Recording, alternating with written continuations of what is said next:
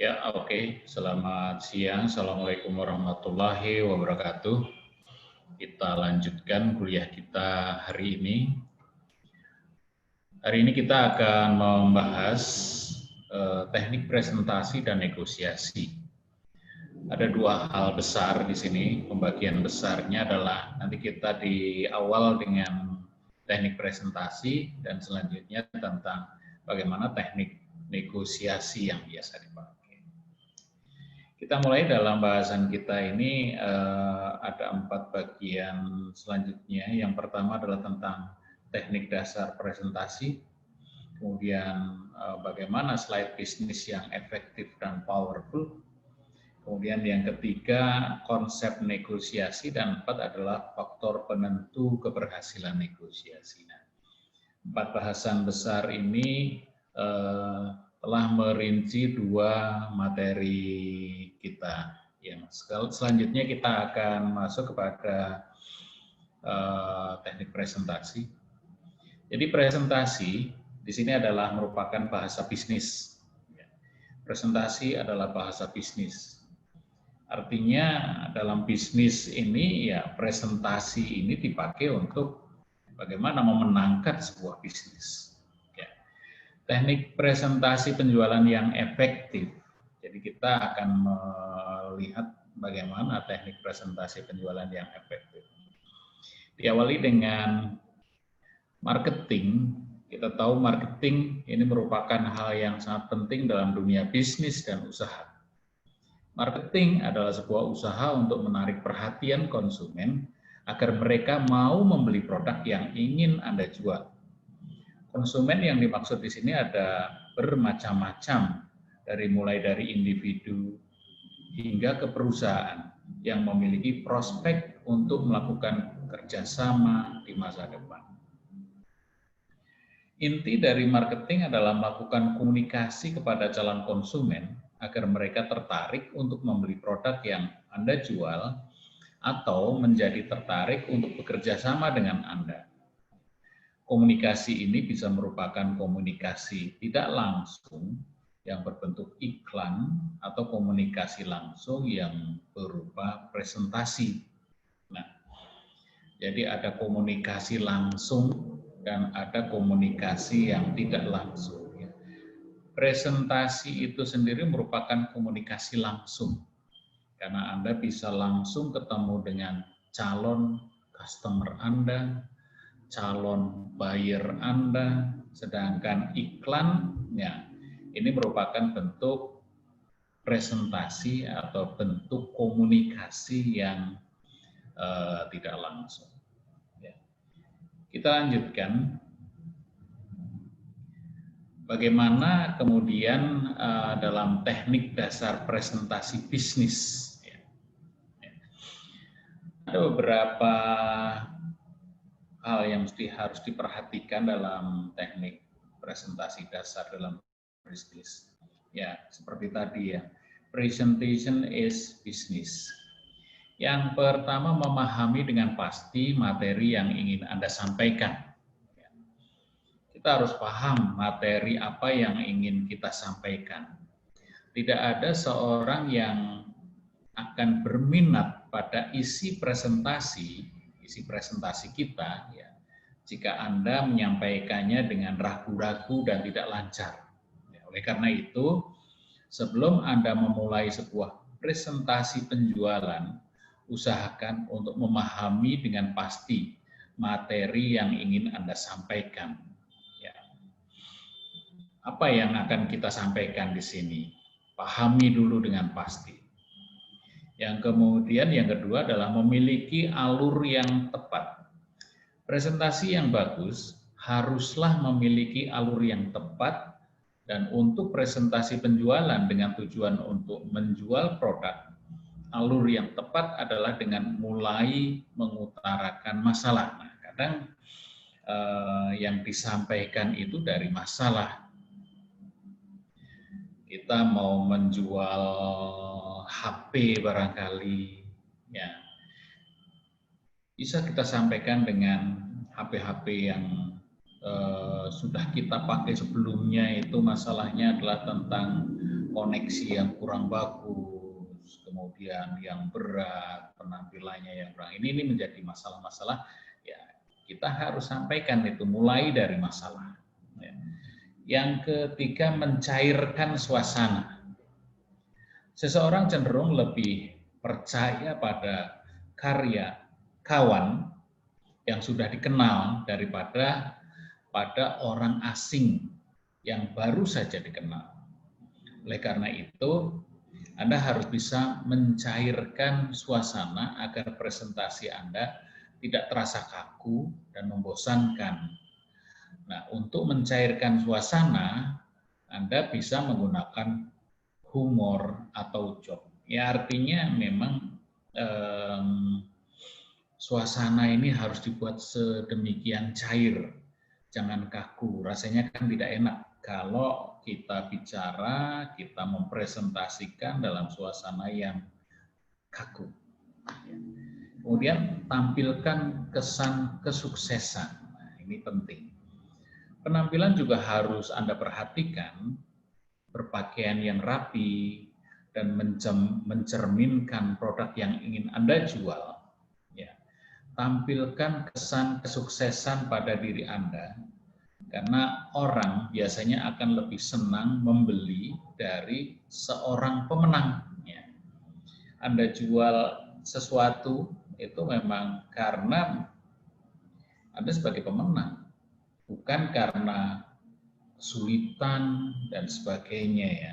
Nah, ada satu contoh yang ini biasa disampaikan, ini biasa sebagai contoh orang berjualan rumah, orang berjualan properti dengan harga yang tinggi, harga yang mahal, tapi ke sana pakai motor butut lagi, susah dihidupkan lagi, ya gitu ya. Yang seperti itu juga Anda mau tampil sudah nggak pede, keringatan dan sebagainya. Makanya sesuaikan, kesan kesuksesan itu penting. Kemudian gunakan alat bantu visual. Kebanyakan orang itu akan lebih mudah menerima penjelasan yang disertai dengan gambar atau benda nyata. Beberapa demonstrasi yang unik dan menarik akan lebih menarik perhatian audiens. Nah, ada demonstrasi membawa alat bantu visual itu tadi ya, itu akan membuat orang lebih menarik, lebih bagus. Ada contohnya kelihatan begitu ya dan sebagainya. Selanjutnya, bagaimana membuat presentasi bisnis yang efektif dan powerful? Ya. Ada beberapa hal yang mesti kita perhatikan supaya presentasi bisnis kita efektif dan powerful. Jadi artinya ada dua hal itu ya. Bukan sekedar efektif saja, tetapi juga harus powerful. Yang pertama key atau key point. Sebelum Anda membuat slide, coba jawab pertanyaan penting ini terlebih dahulu. Apa poin utama yang hendak Anda sampaikan? What is the key point? Nah, key point-nya apa? Ini pertanyaan paling krusial yang sering dilupakan. Kadang presenter itu terjebak memperindah slide yang malah justru mengaburkan poin penting yang hendak disampaikan. Nah, jadi dari sini tentukan key point Anda sebelum memikirkan bagaimana menuangkannya ke dalam sebuah slide. Kemudian, apakah poin utama tersebut ingin menunjukkan bahwa opsi A jauh lebih baik dari opsi B? Tren penjualan yang terus meningkat memberi peluang besar, atau ada indikasi bisnis dalam tekanan. Nah, pikirkan apa poin utama yang hendak disampaikan. Jadi kita intinya di sini adalah harus mengerti, mengetahui poin kuncinya terlebih dahulu. Kemudian yang kedua W atau W, word. Word, the suggest, the visual. Slide bisnis yang baik perlu memiliki headline yang mampu merangkum isi slide ke dalam beberapa kata kunci yang penting. Headline di sini berbeda dari sekedar judul slide. Jika Anda membuat judul slide, maka mungkin Anda hanya akan menuliskan penjualan tahun 2017-2020. Namun jika Anda membuat headline, mungkin Anda akan menuliskan penjualan mobil di Indonesia meningkat 2 kali lipat hanya dalam 3 tahun. Nah, saya rasa kita tahu gitu ya, kekuatannya di mana. Selanjutnya yang ketiga I, in context. Dalam presentasi bisnis, Anda harus bisa membawa audiens memahami konteks pada situasi apa dan bagaimana sesuatu itu relevan. Ya. Misalnya Anda ingin menunjukkan sebuah tren, slide berbentuk bullet point atau tabel tidak cocok dalam situasi seperti itu. Menunjukkan sebuah slide, sebuah tren ya.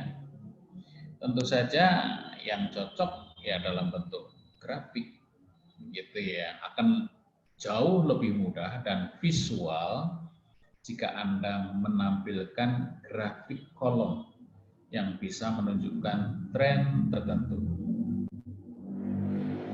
Selain itu juga gunakan diagram untuk menjelaskan sebuah proses. Sampaikan pesan sesuai konteks sehingga pesan tersampaikan dengan jernih. Ya, in context itu tadi ya. Ya. Selanjutnya yang keempat C.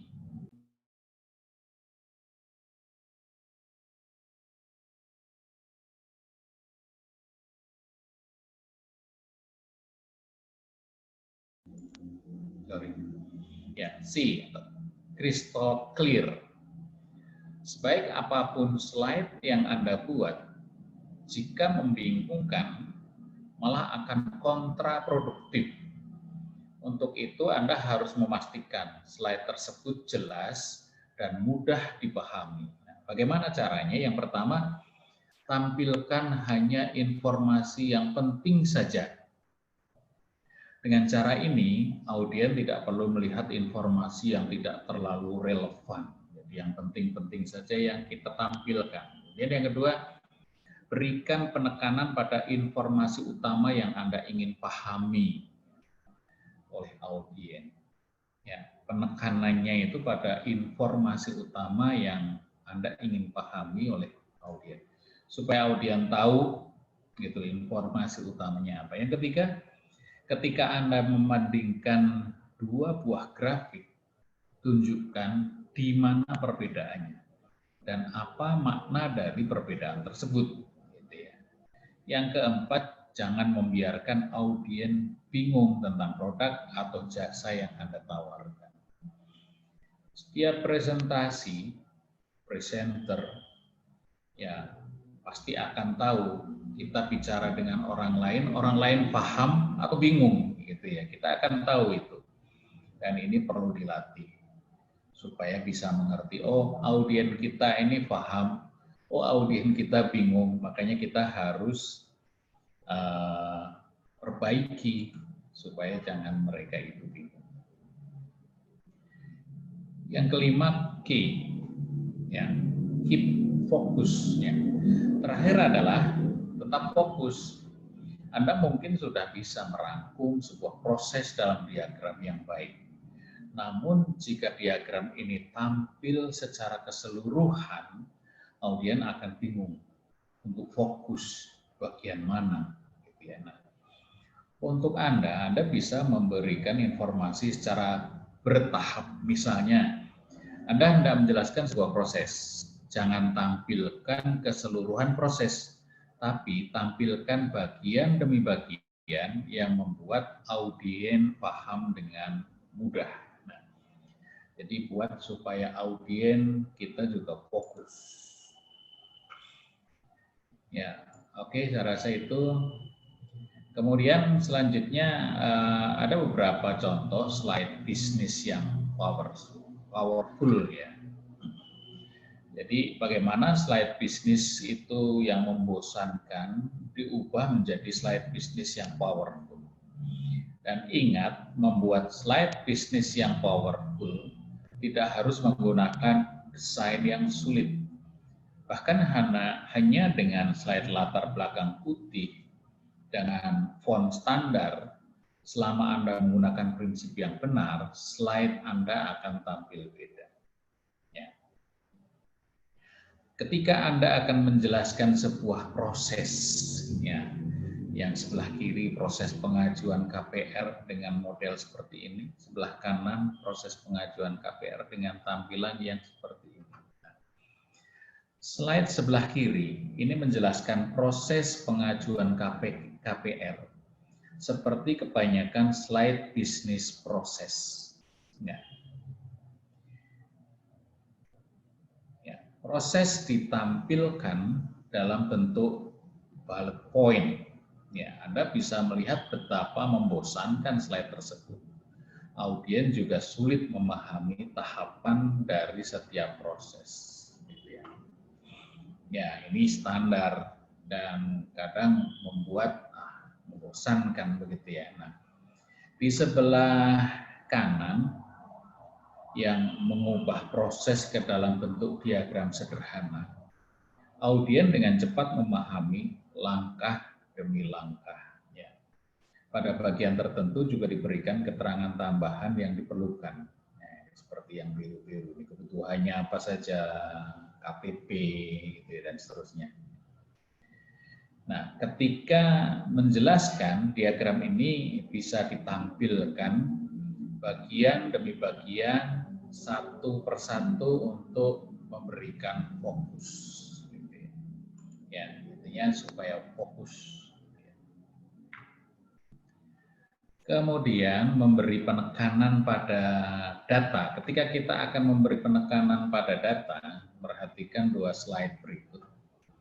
Slide sebelah kiri ini menampilkan data penjualan mobil selama 3 tahun. Ya. Data disajikan dalam bentuk tabel berisi angka. Dengan cara ini, audiens kesulitan menangkap cerita di balik data tersebut. Ya, tahun 2009,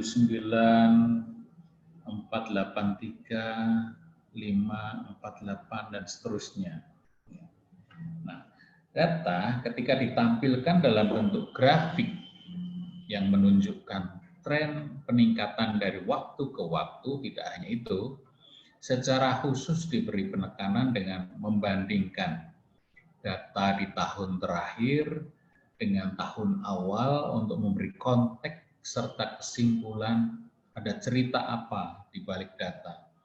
Inilah informasi yang sebenarnya diperlukan oleh audiens Anda. Ya. Ada perbandingan ya tahun 2009, ini tingkat penjualan sebesar ini.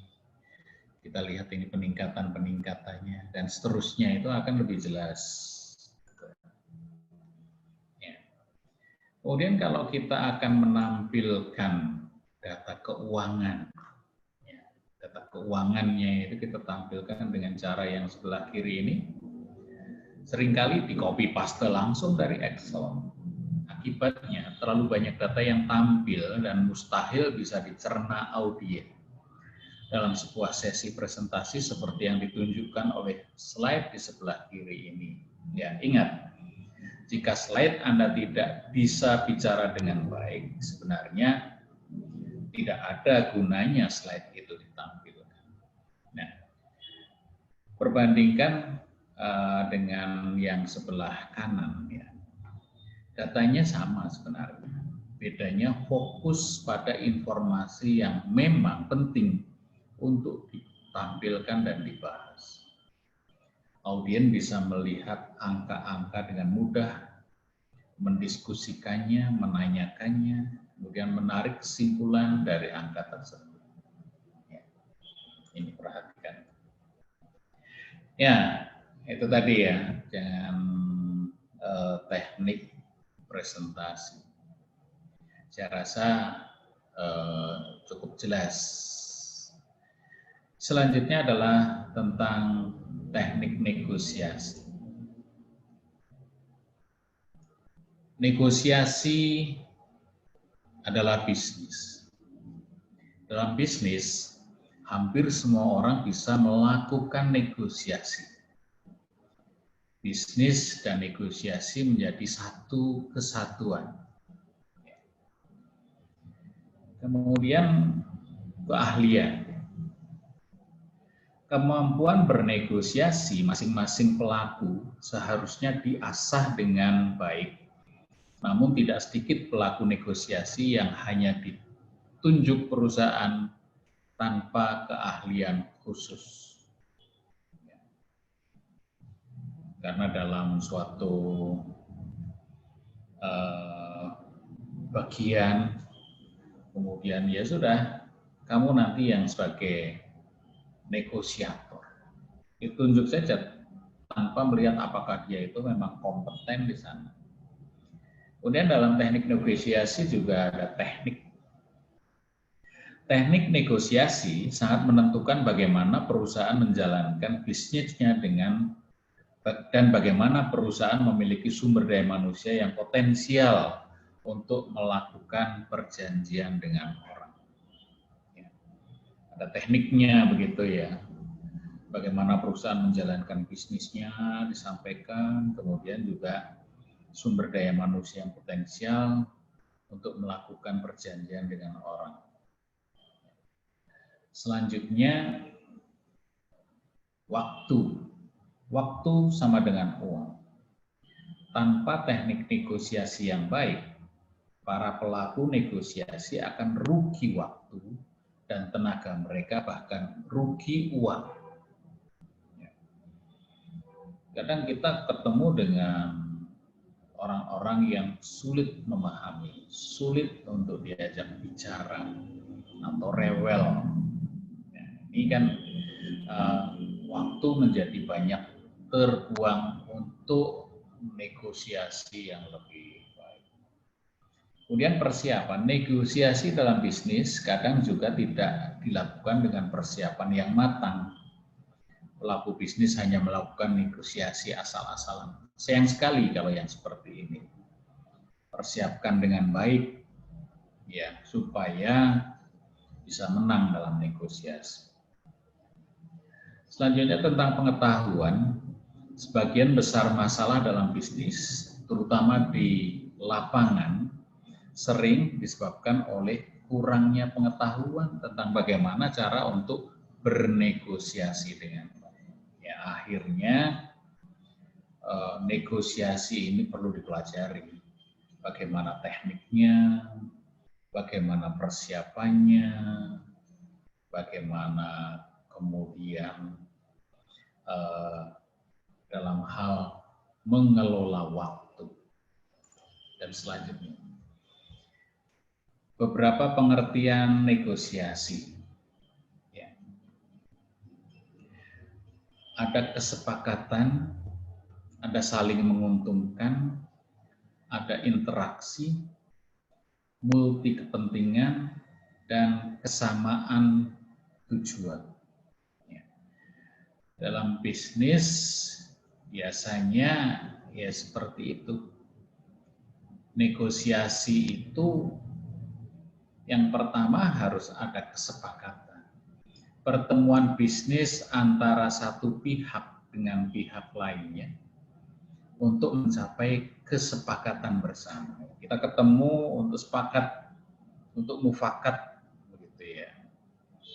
Kemudian selain kesepakatan juga saling menguntungkan. Negosiasi merupakan perundingan kedua belah pihak untuk saling memberi dan menerima serta terjadi tawar-menawar untuk mencapai kesepakatan bersama.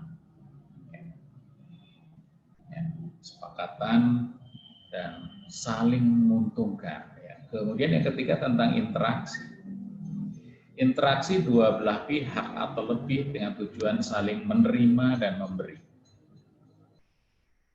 Kita sepakat, saling paham, saling mengerti keuntungannya. Itulah yang dibutuhkan suatu interaksi. Multi kepentingan negosiasi bukan hanya untuk keperluan bisnis, namun juga untuk kepentingan lainnya. Jadi kalau suatu saat kita bernegosiasi seolah-olah kita kalah dalam bisnis, tapi ambil keuntungan di sisi lain tentang networking barangkali, ya, kemudian tentang hal lain yang bisa kita manfaatkan. Dan kemudian yang lain adalah kesamaan tujuan negosiasi untuk mendapatkan kesamaan tujuan dari berbagai konflik yang ditimbulkan saat proses tawar-menawar. Ya, ada konflik, ya, bagaimana dari konflik itu kita akhirnya akan sepakat. Ya, tentu saja dengan kesamaan tujuan. Nah, selanjutnya kita akan bahas ada beberapa jenis-jenis negosiator. Ya. Ada value creator, ada value claimer. Ya. Untuk value creator, ya, proses negosiasi ini lebih mengutamakan proses yang akan menguntungkan kedua belah pihak. Jadi tidak ada yang dirugikan dalam negosiasi tersebut. Proses negosiasi ini akan menciptakan nilai positif bagi kedua belah pihak yang menguntungkan. Dalam negosiasi ini akan mengembangkan hubungan antar kedua negosiator yang kolaboratif. Negosiasi yang mengutamakan kepentingan kedua belah pihak yang bersifat lebih ramah dan lebih kooperatif, itu value creator. Sedangkan yang lain value claimer, ini menilai negosiasi yang dilakukan adalah proses pertengkaran, sehingga masing-masing negosiator berusaha untuk memenangkan perundingan. Masing-masing negosiator akan memberikan sedikit ruang untuk memenangkan negosiasi. Cara yang dilakukan oleh negosiator adalah argumen yang lebih memaksakan kehendak, teknik yang lebih manipulatif, dan juga proses tawar-menawar yang lebih sulit. Nah, ini perbedaan antara value creator dengan value claimer. Ya. Itu beberapa jenis negosiator. Sedangkan persiapan dalam negosiasi itu apa saja yang perlu kita lakukan? Yang pertama, waktu. Mempersiapkan waktu yang baik untuk melakukan negosiasi agar efektif dan lebih efisien. Kadang para negosiator itu tidak memperhitungkan waktu yang lebih tepat untuk melakukan negosiasi, padahal waktu juga menjadi hal yang sangat vital terhadap hasil negosiasi tersebut. Ada baiknya masing-masing negosiator mencari waktu yang tepat untuk bernegosiasi yang tidak mengganggu jadwal kerja atau jadwal apapun yang lain. Waktu, ya. Kemudian yang kedua, menentukan sasaran yang tepat. Jika suatu negosiasi tidak ada sasaran yang akan dirundingkan, tentu saja akan sulit bagi kedua belah pihak untuk memutuskan hasil negosiasi. Karena itu sebaiknya kedua belah pihak harus menentukan sasaran negosiasi terlebih dahulu sebelum negosiasi tersebut dilaksanakan. Kita punya ada di saku kanan kiri, di saku celana barangkali beberapa sasaran. Ya. Sasaran yang paling tepat, sasaran yang ingin dicapai dalam negosiasi kita kali ini adalah yang pertama ini, yang kedua apa, dan seterusnya. Kemudian informasi yang tepat dan akurat tentang lawan negosiasi. Ya. Bila Anda akan bernegosiasi dengan salah satu perusahaan ternama, maka jangan lupa untuk mencari tahu tentang perusahaan bersangkutan. Anda bisa mencari tahu sejarah atau sejauh mana perusahaan tersebut berjalan dan apa saja keunggulan perusahaan tersebut. Hal ini bisa menjadi masukan bagi Anda ketika nanti Anda akan menghadapi perusahaan tersebut dalam negosiasi yang akan dilaksanakan. Kita cari tahu, kita intip, kita cari informasi sejauh mana perusahaan itu berjalan, keunggulan-keunggulannya, produk-produknya, kapan mulai berdiri, ya, kemudian penguasaan terhadap pasarnya bagaimana, dan seterusnya. Informasi semakin banyak informasi yang Anda miliki, Anda mempunyai banyak peluru dalam negosiasi. Kemudian menyusun strategi yang tepat untuk melakukan negosiasi. Dalam bernegosiasi harus ditentukan strategi yang benar-benar tepat. Masing-masing negosiator harus bisa itu. Ya. Bila salah satu negosiator tidak memiliki strategi yang tepat, mereka akan dikalahkan oleh lawan negosiasinya. Ya, artinya memang dalam negosiasi, negosiator itu harus punya strategi. Faktor penentu keberhasilan negosiasi. Yang pertama, keterbukaan kedua negosiator.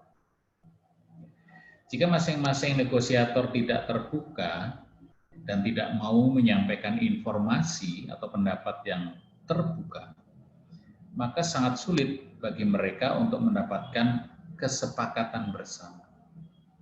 Dalam negosiasi sangat diperlukan keterbukaan dari masing-masing pihak.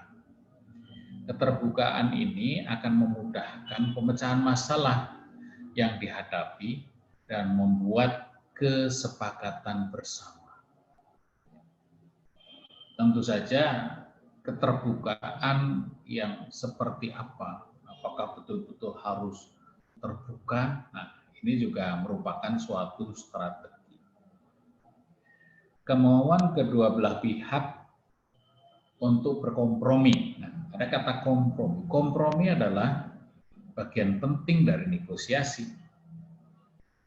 Bila masing-masing pihak mau melakukan kompromi, maka negosiasi akan berjalan dengan mudah.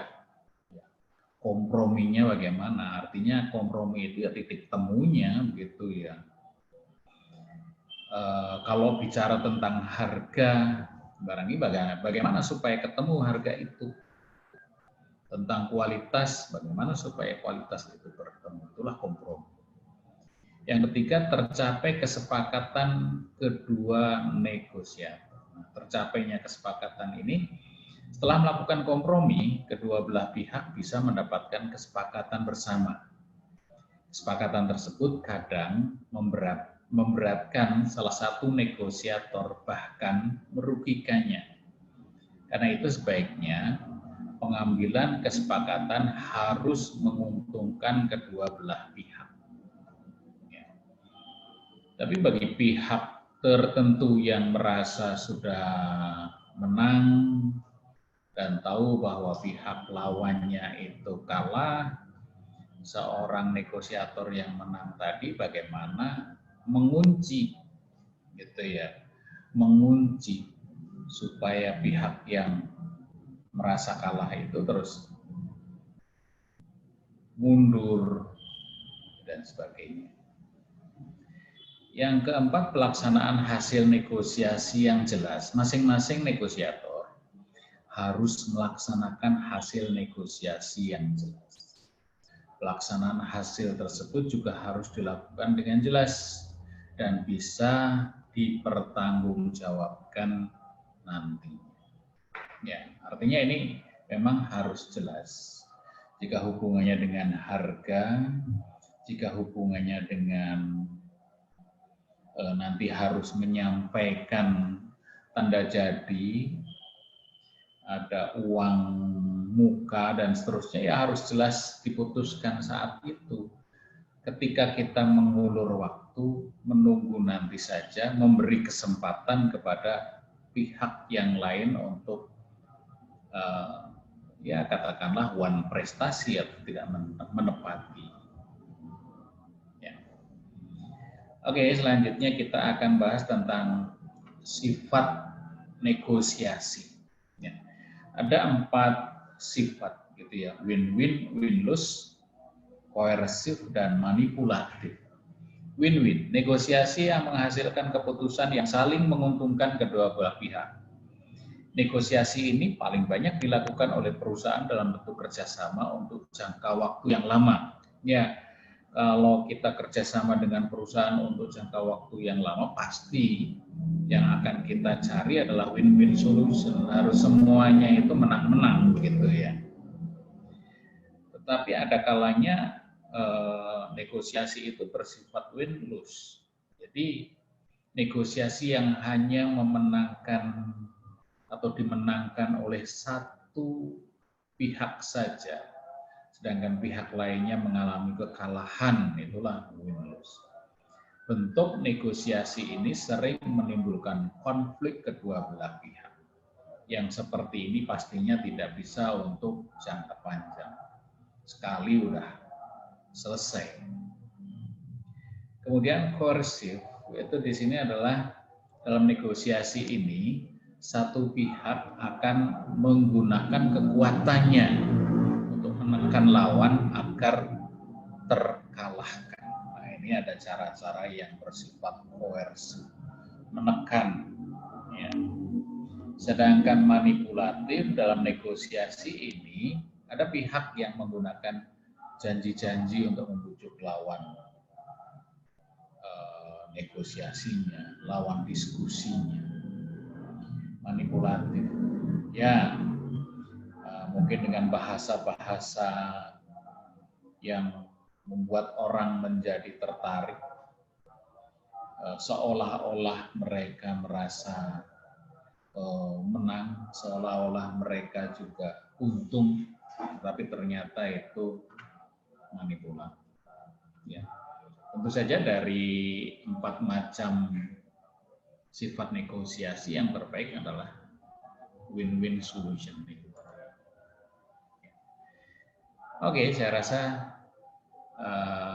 sampai di sini, dan sumber-sumbernya seperti ini bisa dipelajari, bisa ditelusuri sumber-sumber tersebut.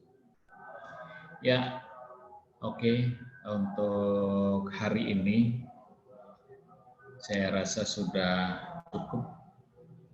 Kita sudah membahas tentang teknik presentasi yang powerful, juga tentang bagaimana bernegosiasi yang tentu saja yang untuk kita nanti yang kita pakai yang baik, yang win-win solution dan seterusnya. Terima kasih atas perhatiannya. Terima kasih atas atensinya. Kalau ada pertanyaan nanti kita diskusikan dalam pertemuan selanjutnya. Ya, kita akhirul kata. Mohon maaf barangkali ada salah-salah kata. Terima kasih. Assalamualaikum warahmatullahi wabarakatuh. Salam untuk kita semuanya, salam sehat.